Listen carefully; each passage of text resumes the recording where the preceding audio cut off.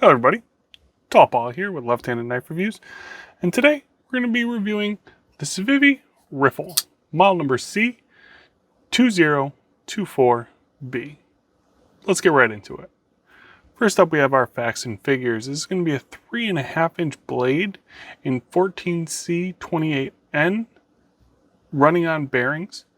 These scales are made out of micarta and are affixed to a set of stainless steel liners, and the handle measures in right at 4.5 inches. At the time of this review, this knife sells for $55.25 on Blade HQ. I'm going to put some items on the table, as you will see the actual dimensions of the knife appear on the screen. First up, we have our unsharpened Dixon Ticonderoga pencil. We're going to follow that up with the Civivi Elementum, very popular choice from Civivi. We're going to follow that up with one of Civivi's original releases. That's going to be the Civivi Praxis. And we'll then pick something from the Spyderco lineup, the Spyderco Paramilitary 2 left-handed. Next up, we're going to talk about me and my dad Larry's experience while using the knife. The Riffle is an enjoyable knife to use. The deploy is really good with the flipper tab or with the opening hole. I preferred the Spidey flick method of opening the knife. Pops right open, locks up fantastically. The scales on the model that we tested are micarta and do have some texture. Civivi does a good micarta. The handle of this knife is the same size as the Brazen, which we've recently reviewed, and it gave us more than enough room for our larger hands and to hold the knife comfortably a few different ways. Overall, the Riffle was pleasant to carry for review. Alright, next up we have our successes.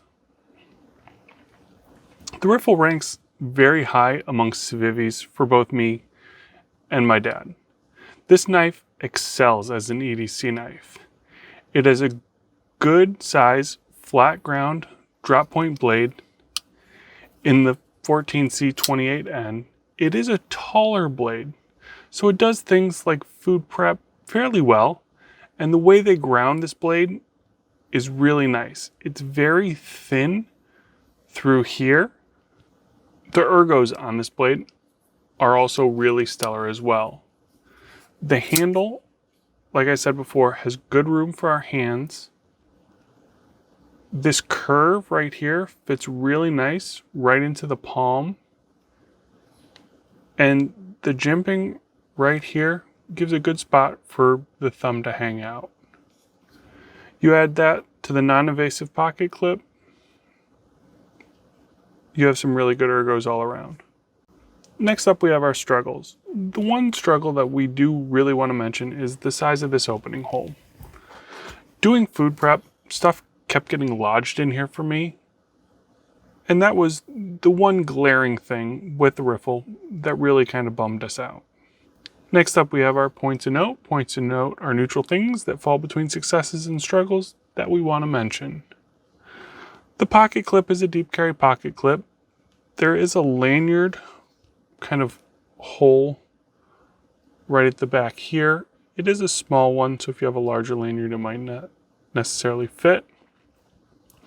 The choices on this knife are also currently very limited. You have 3 different micarta options, a carbon fiber, and a wood one. Hopefully they will expand this. Micarta's good, but it's not necessarily everybody's cup of tea. Next up, we have everything that's left. The part of the knife review, we talk about everything left-handed. So first and foremost, you have a reversible pocket clip on the Riffle. You can have this either left or right-handed carry. Next up, this is a flipper knife. It's going to give you the exact same experience deploying the knife as a lefty as you would a righty. Opening with the opening hole. With the thumb, it's a little bit of a struggle, just kind of with how close it is to the liner. Don't know if it was ever really built to be opened with your thumb because there is no ramping on either side to get in there. flick though pops this puppy right open every single time. That was my preferred opening method. And the cutout for a left-handed individual is almost identical as that for a right-handed individual. They do leave a little bit more room on this side by just probably a couple millimeters, just so you have better access to get to the liner lock. Liner lock for lefties, going to have your normal left-handed liner lock problems. You're going to have to put your thumb in the path of the blade in order to manipulate the lock one-handed.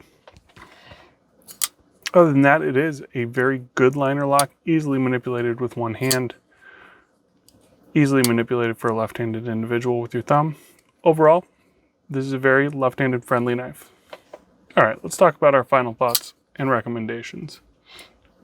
We recommend this knife for people looking for a really good EDC knife. The 14C28N was a great steal for this knife, and it held up really well both in edge retention and just general toughness during our review. And this knife is built for EDC tasks. Between the really good blade and the solid ergos, at $55, this knife is a really good pickup. The one spot we might not recommend this knife for is for heavy use. You have a fairly large opening hole and a fairly thin through here blade.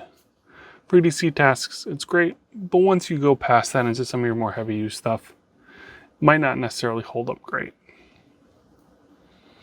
We really enjoyed this knife, and it sits probably amongst our top 1 or 2 Civivis for both of us. The pintail is up there, but it's also $25 more. Thank you very much for joining me today. Be sure to subscribe for more great knife content. We'll see you next time.